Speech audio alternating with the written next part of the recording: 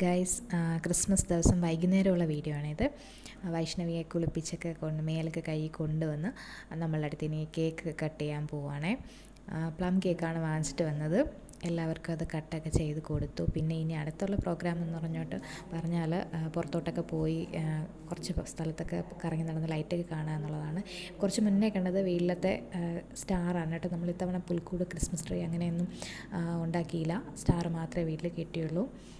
പിന്നെ അത് കഴിഞ്ഞിട്ട് നമ്മൾ കുറച്ച് നമ്മുടെ സിറ്റി ഭാഗത്തൊന്നും പോയില്ല. ഗ്രാമപ്രദേശത്ത് കുറച്ച് സ്ഥലങ്ങളിലൊക്കെ പോയി ഇങ്ങനെ ലൈറ്റ് കാണാൻ പോകണം. ഇപ്പോൾ നമ്മൾ ജംഗ്ഷനിലോട്ടൊന്നും പോയിട്ടില്ല കേട്ടോ. ഇപ്പോൾ കുറച്ച് വീടുകളുടെ ഭാഗത്തോട്ടൊക്കെ ഇങ്ങനെ പോയിക്കൊണ്ടിരിക്കേണ്ട ഇടവഴിയുടെ ഭാഗത്ത്. അതുകൊണ്ട് ഇവിടെ അധികം ലൈറ്റൊന്നുമില്ല. ഇനി ജംഗ്ഷനിലോട്ട് പോകുമ്പം കുറച്ചുകൂടെയൊക്കെ ലൈറ്റ് വരും. ശരിക്കും പറഞ്ഞാൽ ഈ വീഡിയോ ഞാൻ ഇന്നലെ വൈകുന്നേരം മുതൽ അപ്ലോഡ് ചെയ്യാൻ ശ്രമിച്ചുകൊണ്ടിരിക്കുകയാണ്.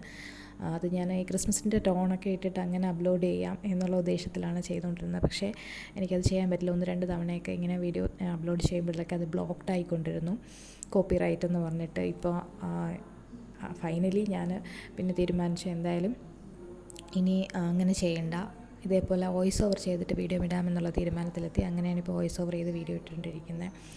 ഇങ്ങനെയുള്ള ലൈറ്റിൻ്റെ കാഴ്ചയൊക്കെ നമ്മൾ സാധാരണ കാണുന്നത് ഓണം, ക്രിസ്മസ്, പിന്നെ അടുത്തുള്ള അമ്പലങ്ങളിൽ ഉള്ള ഉത്സവ സമയത്തൊക്കെയാണ് ഇങ്ങനെയുള്ള ലൈറ്റൊക്കെ നമുക്ക് കാണാൻ പറ്റുന്നത് അല്ലേ. അതൊക്കെ ഒരു പ്രത്യേക മനസ്സിന് സന്തോഷം തരുന്ന കാഴ്ച തന്നെയാണ്. ഇതിപ്പോൾ കമുകിൻകോട് സെൻറ്റ് മേരീസ് പള്ളിയുടെ ആ ഒരു ഭാഗത്തുള്ള ലൈറ്റിൻ്റെ അലങ്കാരമൊക്കെയാണ് കണ്ടുകൊണ്ടിരിക്കുന്നത്.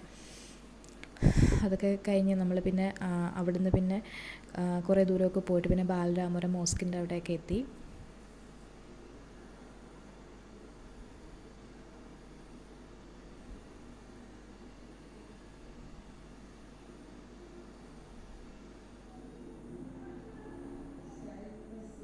ശരിക്കും പറഞ്ഞാൽ എനിക്കറിയില്ലായിരുന്നു കേട്ടോ, ഈ മോസ്കിൻ്റെ ആ ഭാഗത്ത് ക്രിസ്മസിൻ്റെ ടൈമിൽ ഇങ്ങനെയൊക്കെയുള്ള പ്രോഗ്രാംസൊക്കെ അവർ സംഘടിപ്പിക്കും എന്നുള്ളത്. അതായത് ഇങ്ങനെ കോസ്റ്റ്യൂമൊക്കെ ഇട്ടിട്ട് ഉള്ള ഒരു കൂടിച്ചേരലൊക്കെ ഉണ്ടെന്നുള്ള കാര്യം എനിക്കറിയില്ലായിരുന്നു.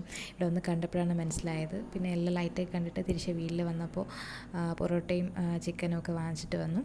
അപ്പോൾ അത് കഴിക്കുകയാണ് ഗൈസ്. അപ്പോൾ ഓക്കെ, ടാറ്റാ, ബൈ.